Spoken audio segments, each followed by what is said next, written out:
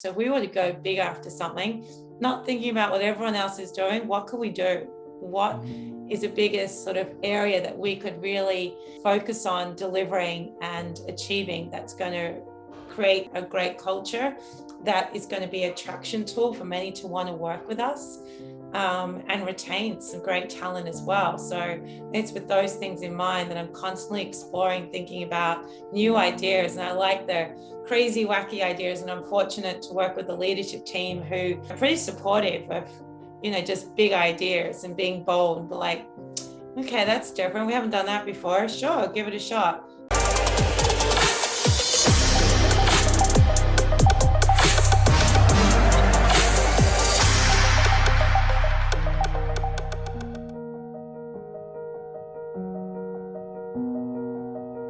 Hello and welcome to another episode of the Finding Equilibrium show. Delighted to be here, delighted you're here, and I'm delighted that my guest today is Kellie Egan, and Kellie is the Chief People Officer at Marketplace, and also, I think you're telling me, also known as the Chief Dog Patter, and I love that title. It kind of it gives me, I don't know, a good feeling. It gives me a very good feeling. So maybe that's a good place to start. I mean, Chief People Officer, how did you become Chief People Officer? I'd love you to share and introduce yourself and your journey to this point. How did it start? Yeah, sure. I've had quite an interesting journey. And I won't go way back when, because that'll give away my age, but I have been in the business for a while, let's just say that. And really started as working for bigger corporations in more generalist type roles. And although I could never see myself going back to like a bank now, but I think having experience at the likes of ANZ Bank, getting some best practice tools and some amazing people to work with there definitely laid a great foundation for me. And then from there, from doing my MBA, I then sort of, decided to take on at the time felt a risky challenge of doing my own business. And I really focused on leadership development, engagement, culture. I was, and then contracted back to ANZ, because that's the thing you do with banks, you go back and contract. And I found myself working in India for 6 months and was back there a number of times. I was bizarrely in India. They asked me to MC these cricket matches and, big family and friends events of like thousands of people. And I'd spend 10 hours on a microphone roaming around, all different activities going on. Anyway, it was just like crazy times. But, yeah, I thoroughly enjoyed it. And then when the GFC hit back in 2008 sort of thing, I realized that some of the work that I was doing, whether it be around culture or engagement or change, wasn't really seen as a value add, disappointingly so, but that's the way it sort of was. So some of that sort of work started to reduce. So I sort of jumped back into working for some other smaller businesses. And as an outcome, I found myself then being introduced to Atlassian. At the time, had no idea who they were, what they were to become. They were about 200 people. I started consulting there initially. They, were just unsure what they were really looking for. And it actually, it's Scott Farquhar at the time said, what would it take for me to join? And I'm like, ridiculously kind of said, I'm just not really sure this is, if you're moving at the same pace that I like to work at, because I was used to doing my own thing. One of those sort of moments I wish I could have had again. And jumped in, worked with Atlassian then for around 5 years. And as I said, started when there was 200, left when there was about 2,500. So I had a crazy ride there and loved it. Wanted to come back to Melbourne to buy property. It didn't feel like it was the way forward in Sydney. So worked for a couple of smaller startups and now found myself at Marketplacer and absolutely loving it. It's been one of the dream jobs, dream teams. We're growing fast, solving great problems and just working with a great team, which I'm loving. Wonderful. Thank you for sharing that. We'll talk about Marketplace in a moment, but I'd love to just go back to your period at Atlassian and being part of something that grew from, grew tenfold, must have been an incredible experience. Like, what were the learnings from that? So for people who are going through that period of growth, because we're dealing with change and transformation, and it's like, 200 is one, it's like a small company, and then suddenly it's a big company, and dealing with that. And what was your role at Atlassian? Were you in HR at that point? Yes, I was the HR director for Australia Pacific. So one of the first kind of HR journalist people that came in, and I reported to a chief people officer who was based in San Francisco. So I was kind of across most of the bigger product ranges, working across all of the developer design product parts of the business. So worked with the VP of engineering, Jean-Michel, who then moved back to Canada to work with Shopify. And it was really interesting. When I first started, I unfortunately perhaps was brought in to really teach them how to have the tough conversations, which meant attrition went up because a lot of people had to leave the business. So that was a great welcoming. I was seen as the smiling assassin at the time. Which isn't a great name to have, but, I always like to, having those tough conversations. I'm sometimes grateful that I'm the one doing them, because I like someone to leave feeling it's a fair, good process. So that kind of started the journey. But then it quickly turned into a lot of the leaders, given the growth and the scale that Atlassian was going through, doubling in headcount every year I was there. The leaders who were then taking on bigger roles were in the biggest role of their lives. So a stat that was often shared was at least 75% of all leaders at Atlassian were in the biggest role of their lives. Wow. So that really sort of meant the requirement to lean on the HR sort of team. So we started to build out a stronger team just in terms of recruitment, plus learning and development. And that became a role of many people within the HR generalist partnership type roles. We were running like 2 workshops a month just to really try to invest in that leadership and the talent going forward. Pretty fortunate to have high engagement the whole way through. And I think a lot of that came about through having really strong values that people connected with, and that being lived out daily. Having worked in different places before, and I think within HR, values are important, vision's important, but I never completely got it. I don't think you really understand it until you work in a place like Atlassian, and I'm sure there's many others, where the values just are lived and breathed in everything. And it's not really up to the manager to guide it, call it out, promote it. It's everyone within every team will challenge openly if they're not someone saying be the change. If they're calling out someone for open company, no bullshit, that's just a wank term from Accenture, like get real, you're with Atlassian now. Like they were sort of the language and the conversations you would have. And then seeing things like ship it, run 24 hours of solving problems, and then sharing in 3 minutes a quick demo to your peers, voting, like the energy, and people would stay up all night. And just like seeing the talent that would exist in those type of experiences was, just incredible. Wow. So how did they do that? Like, how did they get the values? Because you're right, everyone knows that values are important, both in an organization and in our personal lives. But how did Atlassian ingrain them so deeply in the culture and create a culture? Was it embedded in recruitment, like every point? How did they get to that? Yeah, in the early stages, obviously they created the values through the people that worked in the business. So with the real starters, who Scott and Mike, really wanted to make sure they had people in the business who they wanted to work with, who they could connect with, and had a similar style of working to them. Then as it sort of grew, one of the biggest challenges I remember Scott often referring to is, how do we maintain this amazing culture? How do we make sure that the values are well embedded? So then people had to go through a half-day workshop to really dissect and understand what do the values represent and mean, and how do we recruit people really with these values in mind. I was also part of this, videos were a big thing. So I remember being part of some videos where we had to share what those values meant to us. And we put those out there for everyone to learn and share. Then when people so that was very much a big part of the recruitment process. 50% would be technical skills, 50% culture, which was all part of the values, is how hiring decisions were made. As soon as someone comes on board, they get given a welcome box, all with references to the values, obviously the holiday factored in, the onboarding day, again, talking about the values. And then we'd bring in some people who'd been in the business for quite some time to share stories around the values. And so that were the things that were organized. But I think it was the more organic, unorganized ways that the values were lived that really helped them sort of embed.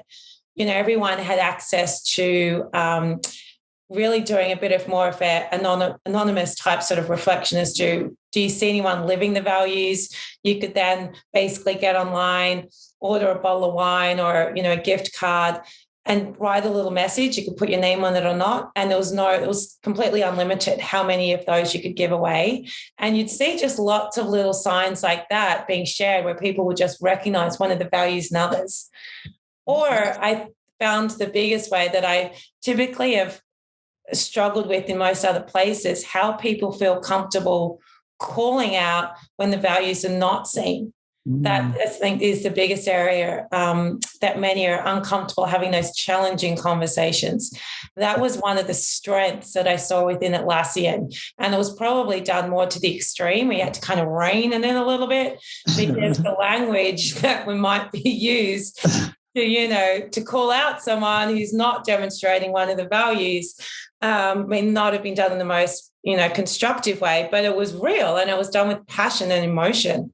And I think it's those scenarios in meetings and forums, in all hands, everyone was asking questions, the way Mike and Scott would be so open and transparent with real language that was being used. I think really just helped. It just sort of came through from every level, top down, bottom up. Everyone just realized the importance, and people would join, not just through for the job, would often be for the values as well. Yeah, they connected with those. Thank you for sharing that. And during that period, the role of HR, so you clearly were building your own team and creating all of the infrastructure to support such a rapid change. And I love this, these terms, the smiling assassin. So you kind of arrived with that label,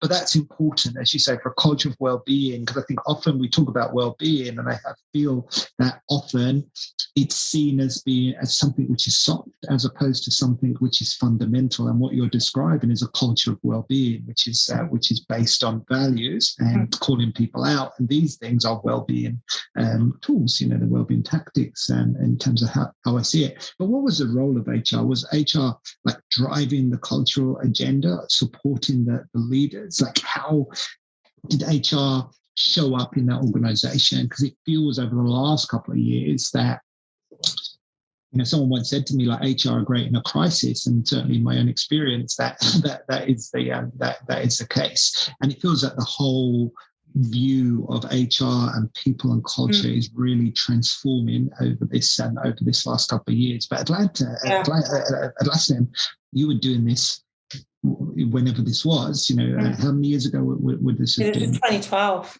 2012, okay, yeah. So it's 9 years ago. So kind of really ahead of your time. Yeah, that's when I first joined, was in 2012. And when I think people started to understand, because I'd been consulting there and saw some of the impact I was having in my role. When I first hired a HR business partner within the team, it was so interesting that she was challenged by some developers. So within Atlassian, people would, if they don't understand or really understand what's going on, they'll question it.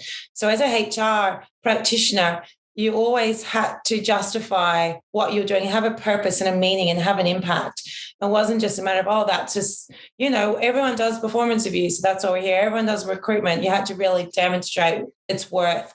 So this HR business partner was actually challenged, do we even need you? Should you be part-time?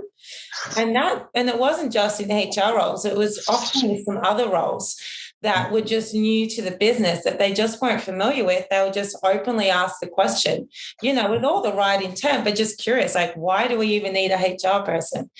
And it's interesting, that's even happened again, I think, by a couple when I first joined Marketplace, or being the first HR person there, but I was experienced with it from Atlassian.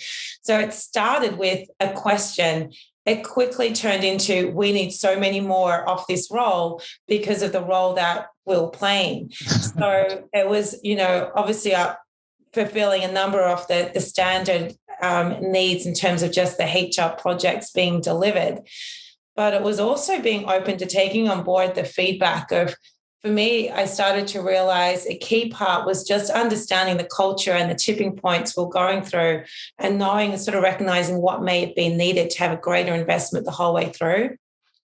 A key role that we did play, that I found myself in numerous meetings throughout the days, was just people wanting to talk.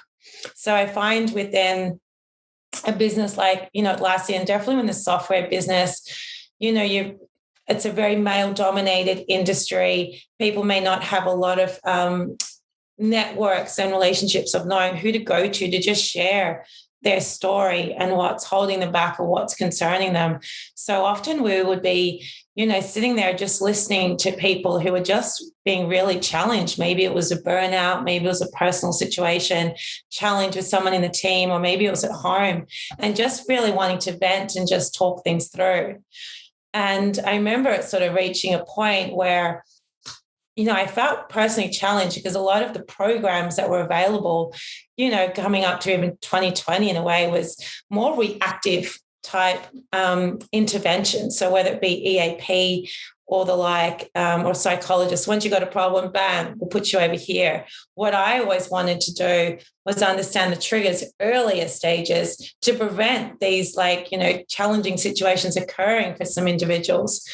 So it was only through working with Martine at Select Wellness, who sat down and she's like, Cal, I think we've got the program for you that you've been looking for so long. And she was so right. And it's basically, it was developed by some psychologists, and it was really an assessment of 120 questions, 8 key areas. It's called their Manager Executive Wellness Survey.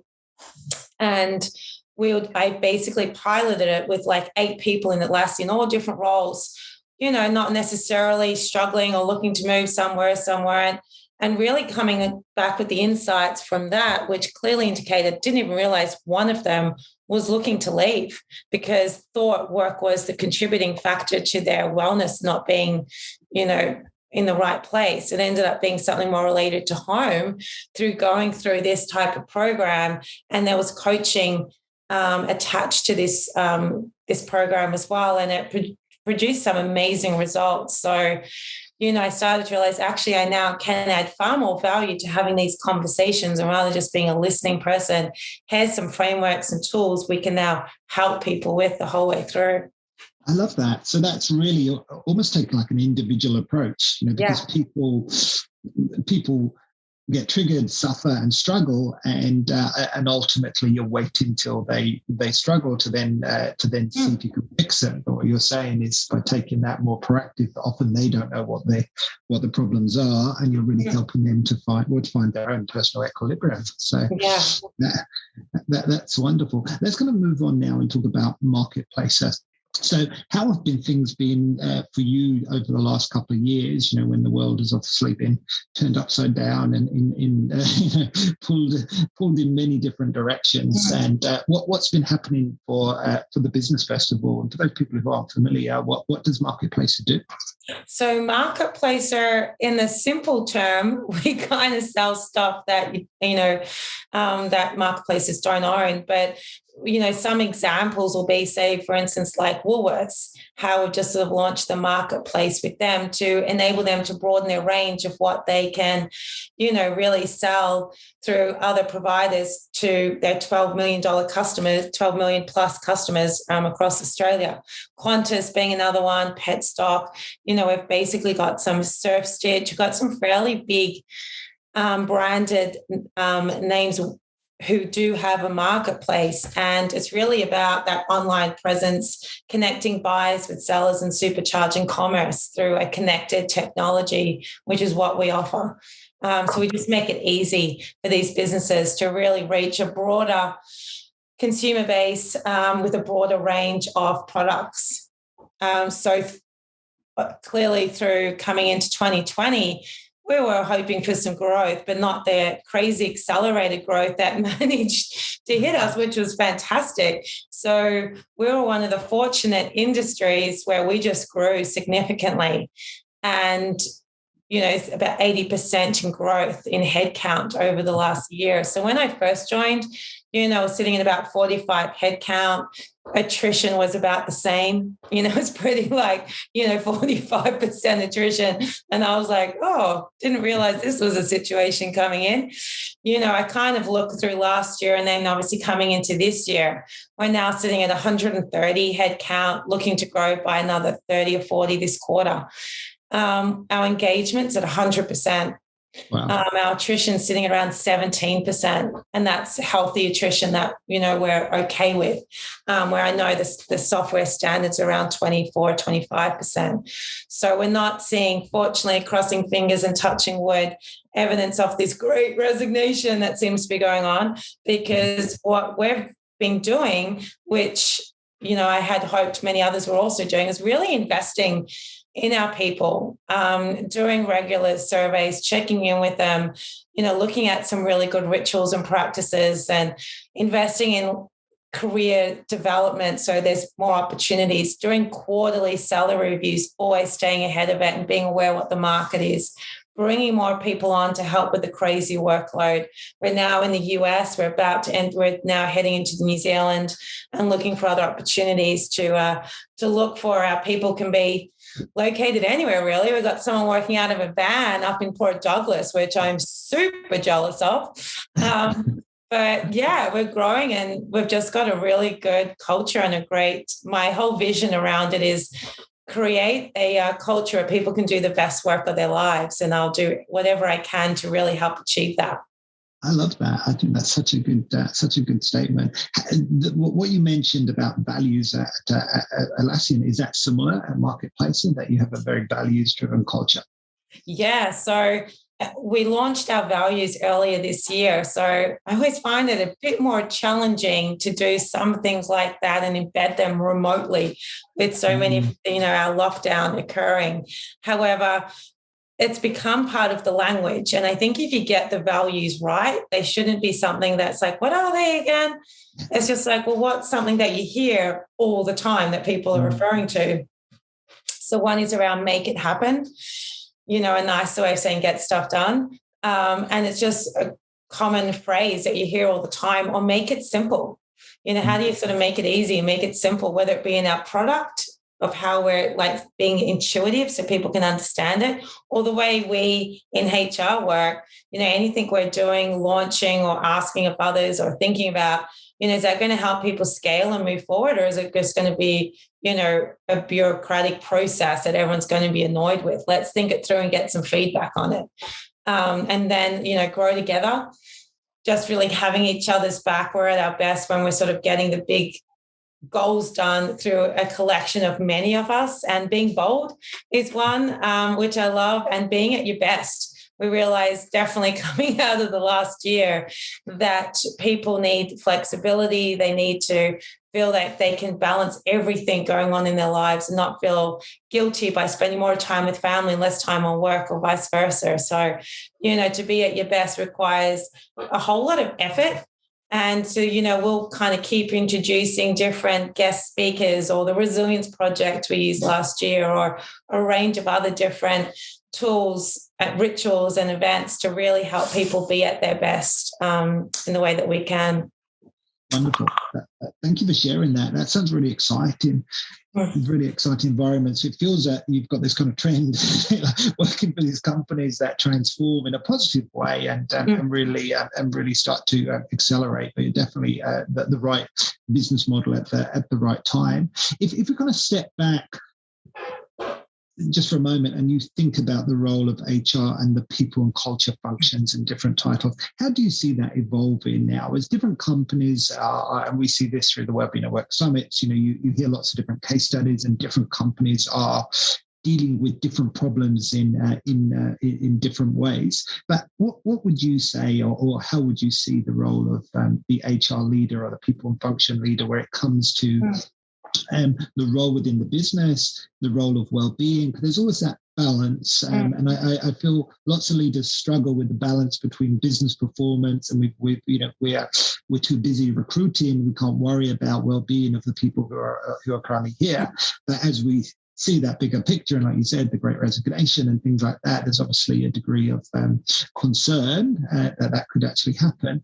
But HR, very much the gel that links it all together from a people point of view. I'd love your views on how you see the roles, the function evolving as we move into the future. And it's a really interesting topic, and probably deserves a lot more time and energy that I'll give it right now. But my initial thoughts on it is that I kind of see the HR, the leadership roles definitely playing in a space of, balancing it with the likes of the titles that are given in terms of the work futurists as well, because we need to not only just be thinking about what does a business need now based on where the biggest challenges are, but it's really planning ahead now for what the next 1, 2, 3, 4, 5 years is going to look like. And that's, I think, the key of the HR role. It's kind of like, even if you are looking at, football players, the best ones are those who can see things happening before they happen, just reading the play. That's what I think, as HR practitioners, the skilled ones and those who are having the big impact can just read ahead and just sort of see, okay, I can see this eventuating in 6, 12 months time, or how far out your business can be. And it's trying to get ahead of it as best as you can. For me, it's always knowing tipping points. So through learning a lot through the likes of Atlassian and even any other business I've been part of, and working with some great leaders, being across how they think and what they see and what they value as being important, that's really cemented in me what I believe is important. It's definitely around the values and really showing a level of, compassion for some people, but having their conversations when they need to have them. But it's then planning for the future. So at the moment, there's obviously some really big hot topics out there. Hybrid work, Great Resignation, well-being, like everyone's talking about them. And the way I sort of look at those topics is I'm always eager to know what thought leadership is out there. So what people are doing. And I've got so many networks and, Slack channels and forums and things of CPOs and everything. So I always like to see what everyone's doing. But that's just part of it. For me, then it's shaping my own views and thoughts as to what does my business mean where I'm working? What's going to have a big impact here? And does this particular topic, is this playing a role with what I'm doing? If it's great, let me just reach out and make those connections with people. If it's not, just be mindful of it, but really just run my own race, and just I'm encouraging my team, even again now, which is what I loved early stages of Atlassian, to dream big and think we want to be leaders in what we're doing. So we want to go big after something, not thinking about what everyone else is doing. What can we do? What is the biggest sort of area that we could really, focus on delivering and achieving that's going to create, again, a great culture that is going to be an attraction tool for many to want to work with us. And retain some great talent as well. So it's with those things in mind that I'm constantly exploring, thinking about new ideas. And I like the crazy, wacky ideas. And I'm fortunate to work with the leadership team who, pretty supportive of, just big ideas and being bold and be like, okay, that's different. We haven't done that before. Sure, give it a shot. So I love that kind of space to think about what in a year's time we could possibly be doing. So connecting in with the business is important. Connecting with what's going on locally and the hot topics is important, but it's also just focusing on where I want to go as well. I love that.